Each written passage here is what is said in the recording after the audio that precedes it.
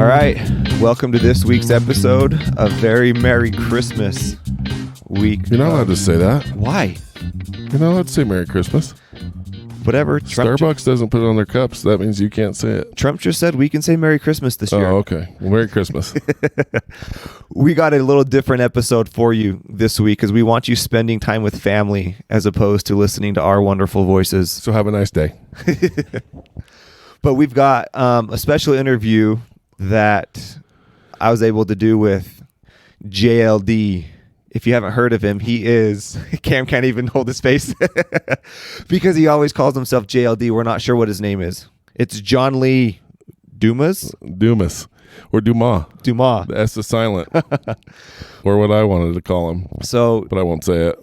JLD... Poor guy. His company is Entrepreneurs on Fire. He was one of the first kind of podcasts who interviewed entrepreneurs. I've listened to him for a long time, and kind of his story really quick, because when the episode, it's just kind of a fast and furious rapid fire question session with him.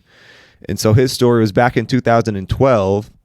He was living in California, listening to podcasts, but he had never heard, or there wasn't like a daily podcast back then.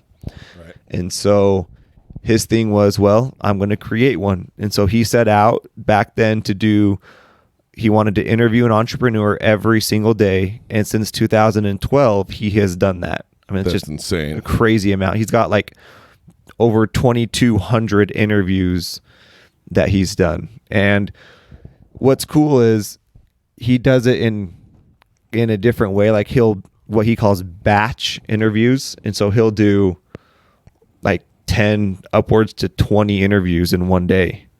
I think he calls it feeding the homeless. Helping out the new and non-existent podcasts. It's very charitable.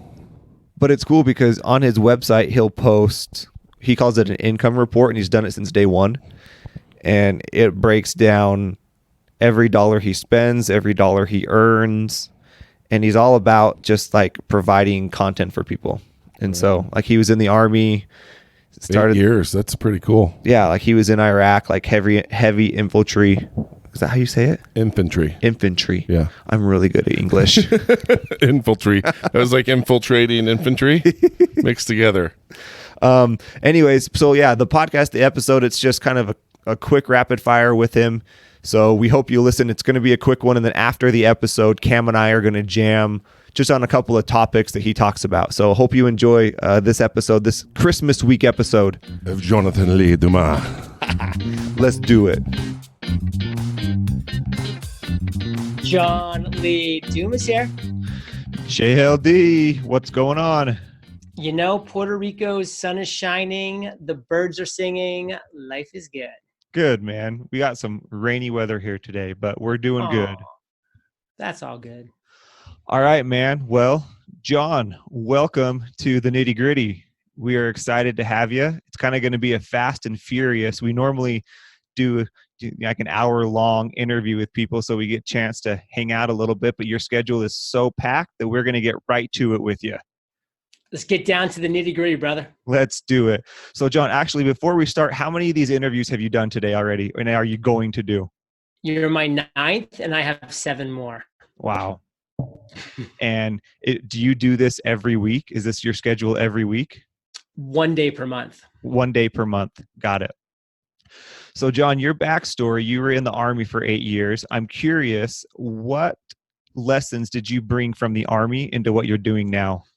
The biggest one would be perspective, because when you're leading a platoon of 4 tanks, 16 men during a war environment in Iraq, things happen.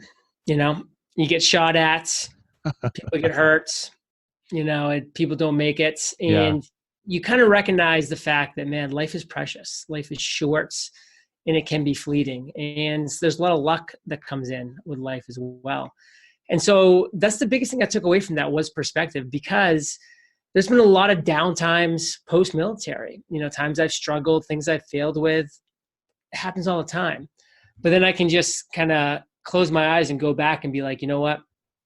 I'm not getting shot at today. Like, that's a good thing. And perspective's huge. And I think if more people employed the proper perspective to their situations, they'd overall be happier with their day to day. For sure. How long did it take you to kind of appreciate that perspective? I mean, when you were in it, it might have been difficult to do. So when were you able to get there? I'd say it was probably about 2 years after leaving the military when I just kind of woke up one day and was like, man, what's so bad about today? Or what's so bad about that thing failing, or this mistake happening, or this not happening? And I was kind of just able to have that mindset shift and never let it go. Have you been able to help a lot of veterans from wars kind of overcome some of that stuff? Because it's a really common problem in the mental health side of things. It's an unbelievable problem. 22 veterans are committing suicide every single day as a result of PTSD.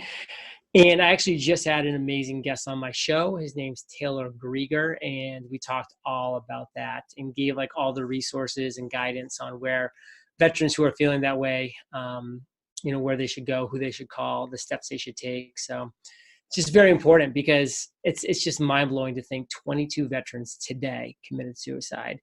And when you extrapolate that out, every single one of those veterans' suicide affects an average of 135 people, friends, family, loved ones. So now you're multiplying like 22 times 135 a day. And that's just a massive amount of people who are being severely affected by that. Yeah. I think that's part of what's so great about what you do is your reach and the impact you have on people. And we'll link to kind of your story. We don't want to get into all the stories of how you got started, but I do want to ask, when you started thinking of podcasts, they weren't what they are today. They weren't as popular. And so what made you think that this is a path I can go down, but not only that I want to, but that I can actually turn a business into this? Because I just understood the medium as a consumer. Like I was a listener of podcasts for a couple of years prior to ever deciding to launch my own podcast. And I just understood the medium. I got it. Like I just saw its amazing opportunity and value that it brought. It being free, on demand, targeted content. You no longer had to just put up with listening to Miley Cyrus every third song or whatever the talk radio people wanted to be yabbering about. I was in San Diego. I didn't want to hear about the Padres. I could care less about the San Diego Padres, but I'm having to hear about, their latest and greatest highlights every single day. And it was just like mind numbing. But then podcasting was this breath of fresh air for all of those reasons. And I was just like, this is going to be huge. I mean, this is going to be a way that people can choose what they listen to, when they listen to it, and it's free. And all of that combination just makes for an amazing opportunity. And so back in 2012, when I saw that there wasn't a daily podcast interviewing successful entrepreneurs, I said, that's a void. That's a niche that needs to be filled. I'm going to be the person that does that. Why did you think it needed to be daily? Just because you were driving every day? I mean, how did that come to you to do it every day? Multiple reasons. Number one, because I wanted a daily podcast to listen to, and I went to find it and I couldn't find it. So I knew that there's other people like me that were driving to work every single day, driving home, at the gym, walking their dog, folding their laundry, washing dishes, all of these moments in time when you could really be improving those experiences with really enjoyable audio content. And so I said, man, I can't wait around, for 6 days for the next episode to come live with an entrepreneur being interviewed. I want it every single day. And then number two, I knew that I was going to be a very poor podcast host at the beginning of my podcasting journey. How do you get better at anything in life? You put in the reps, you do the work. What basketball player ever became an NBA basketball player by practicing once a week? Yet podcasters think they can just have a weekly show and somehow get good over time. It's never going to happen. I had to put in the reps. I had to absolutely put my nose to the grindstone and just do the work and get a little bit better every single day. And now as we're talking, 2,231 episodes in. I'm 2,200. 7 years into the podcast, 2,231. Wow. interviewed on probably close to 1,000 other podcasts. I've done countless live webinars, talks from stage, and it's just all been about putting in the reps. Like every single time I've done any of those things, I've gotten a little bit better at that thing called communication.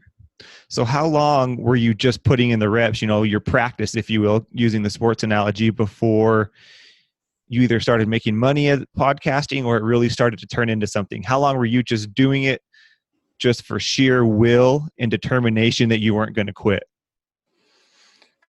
About 180 days. So for those days you weren't making any money and then you started making the money after that, or that's just kind of in your mind, that was your benchmark? That was my benchmark. I knew that if I could put in the reps for that long, for that consistent, come up with the systems, the tools, the automations to really be able to get to that point, half a year, 6 months, 180 episodes, I knew that I'd have something. Okay. It wasn't a popular idea, I'm sure. So what advice did you ignore that has made the biggest impact on your business?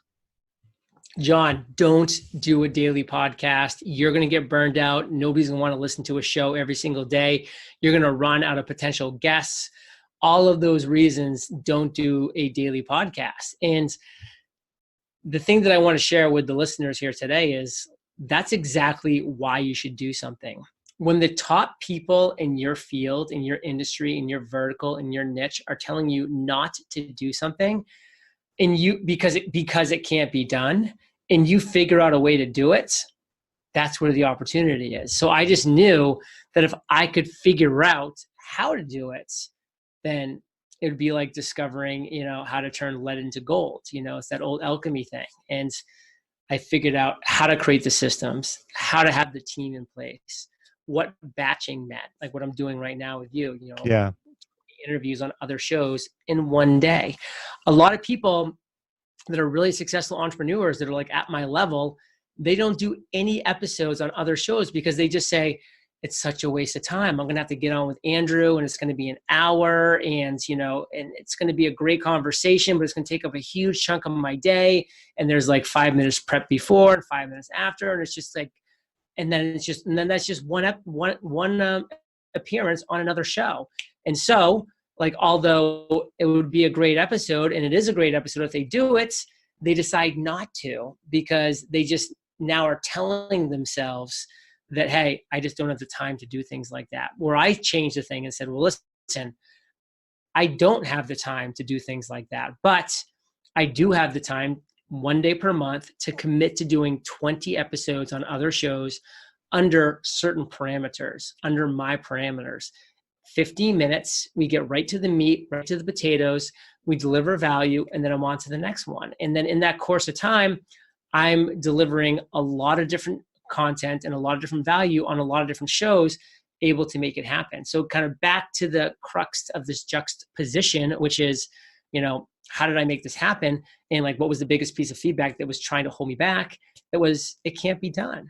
And that honestly is a great piece of motivating fuel for anybody that's starting their own thing. Your locker board material, right? Your locker room material.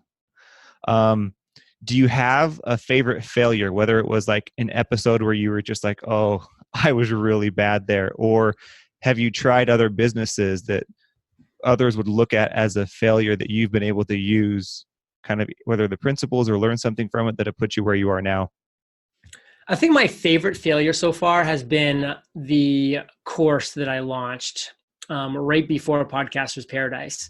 So I was just under this impression that what people really wanted to do, but this is back in 2012, 2013, what people really wanted was to just record an episode, not edit it, and then just send it to me. And then I would edit it. I'd add an intro. I'd add an outro. I'd upload it to the media host. I'd schedule it to be launched and for it to go live. And I knew it was going to be a lot of work, but I'm like, I just know a lot of people are going to want this. I can build this great team that will do all of that for these people and get the podcast out there. And, honestly, I launched it and I thought I was going to get like 30 or 40 people like immediately to sign up for this process, for this offer. And I had a team in place. I was training them, all these different things. And then 3 people signed up. 2 people quit, or asked for a refund within the first couple of days. And the one person that remained was just that nightmare client that was like, oh, you forgot to take the out in minute 27 and blah, blah, blah. And I was like, oh my goodness, like I almost made a drastic mistake where if I had actually succeeded in this launch, I'd be running a business that I actually hated. And so, I just refunded the money to that other individual and said, I'm sorry, but this is just not going to work.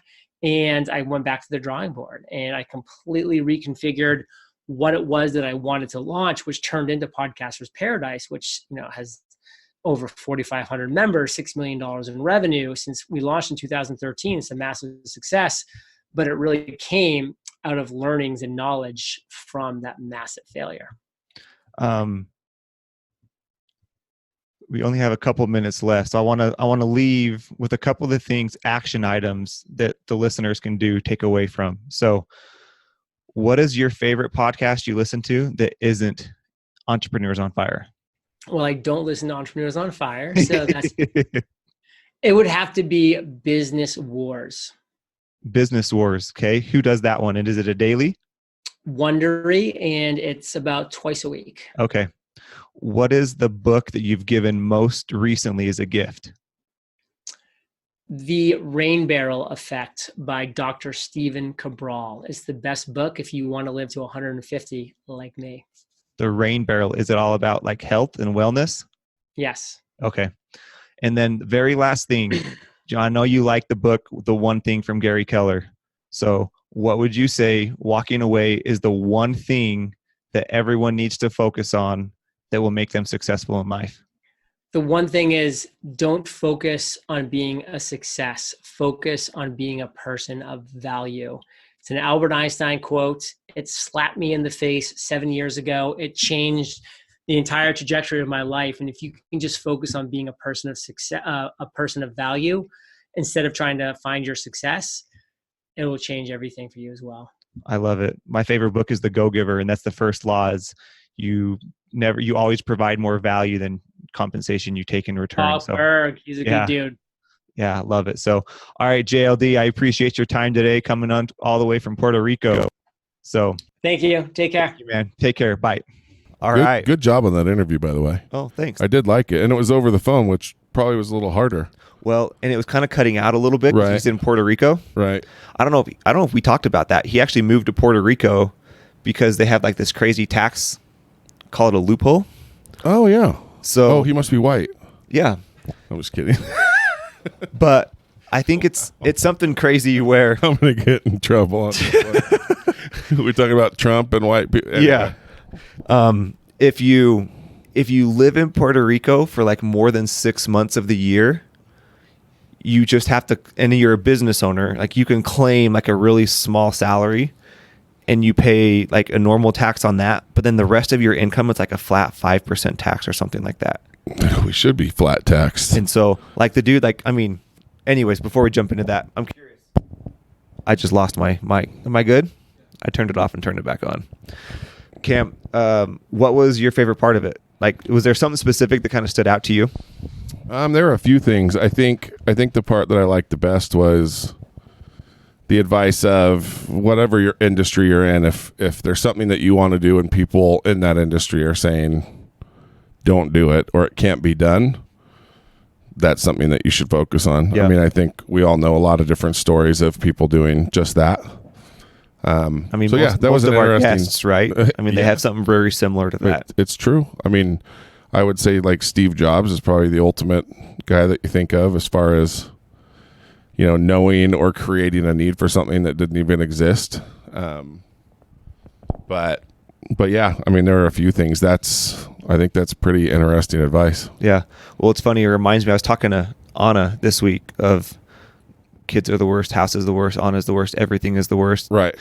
And she was like, if I ever get in that moment of like, oh, there's too many of something, she's like, all I do is I just go to the store. because she's like, every time I go to the store, there's like a new something. She's like, true. How many new gums? I think this is the example she told me. Like, how many new gums exist? That's a really interesting analogy. And that was totally true. She was talking to me about that this week. There's and it room for all of it. Yeah, there's always something new coming out. So why can't it be you? Well, and if you just can capture 1% of the U.S. population, you're talking to millions of people. Yeah. So it doesn't take a lot, right? Right.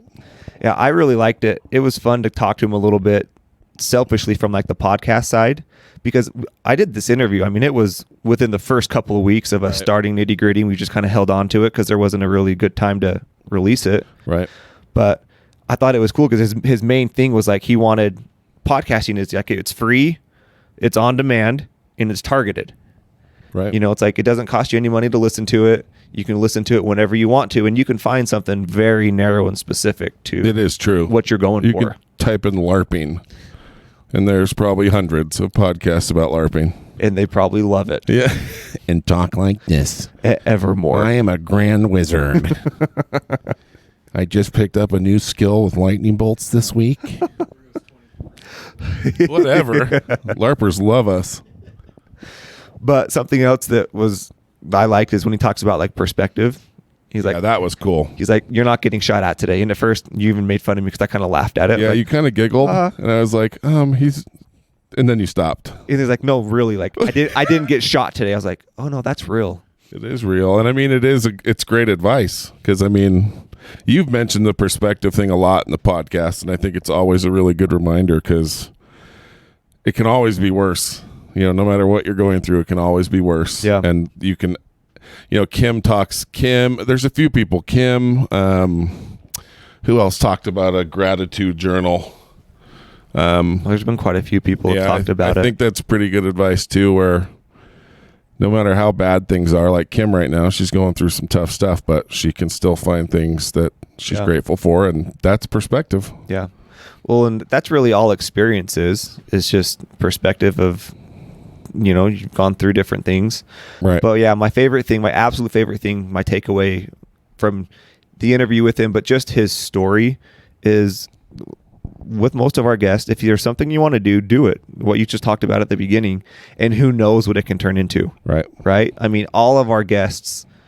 Oh, there's so many of them that fit in that. Well, I mean, most of their category. beginnings were so small. Susan Peterson selling glow sticks Yes. at Stadium of Fire. Yes. I was at her office yesterday. Yeah. She's like the godfather. She's the queen bee, man. And she's helped so many people. So it's kind of crazy to think about the beginnings. Yeah. And so, I mean, anyone who's thinking of anything, any idea, anything you want to do, just do it. Yeah. And who cares? I mean, you might not be the next Susan, but you might. You very well could be. I know? mean, it's like Raising Wild. They just wanted to cover their, particulars. And Cover their assets. Yeah, and just, have a suit that fit right and worked with being a mom. And it just started out like, you know what, we could make our own. And now they're where they are. And so, I mean, barbecue, it was me cooking in the driveway to make some extra money on the weekends. And, I mean, look where it's gone. So it's if you love something, you do it for fun and do it to the best of your ability, and my gosh, it could so easily turn into your job. Yeah.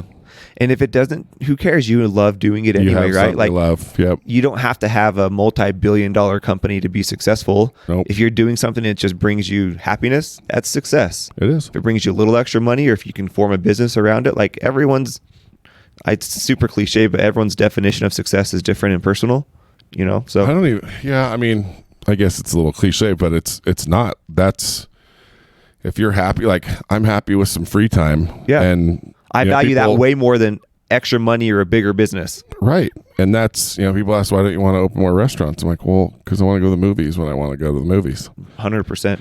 And so it's, I mean, there's a lot of different things besides money that creates value. So yeah.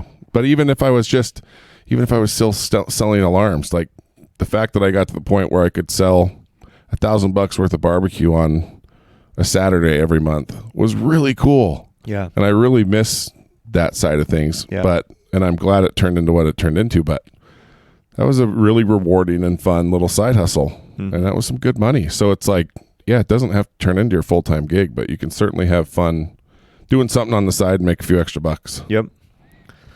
Well, we're going to wrap it up so you can get back to your family here on Christmas week. Unless you want us to talk longer because you're at the in-laws. And then we can keep on going forever. Yeah. You can just stop it, but just tell them you're still listening and just keep your AirPods in so you don't have to talk to anybody. Yeah, DM us. We'll call you. You can just Venmo us for our time. And we'll make it sound like an emergency. Yeah. So I'm ready. Go ahead. I hope you had fun. We've got some really fun episodes coming your way. We do. Some really good ones. So enjoy it. Have a Merry Christmas. We got some girls on the podcast finally. Finally. We don't do that. Oh, dear. All right. Merry Christmas, everyone. Thanks for listening. Merry Christmas.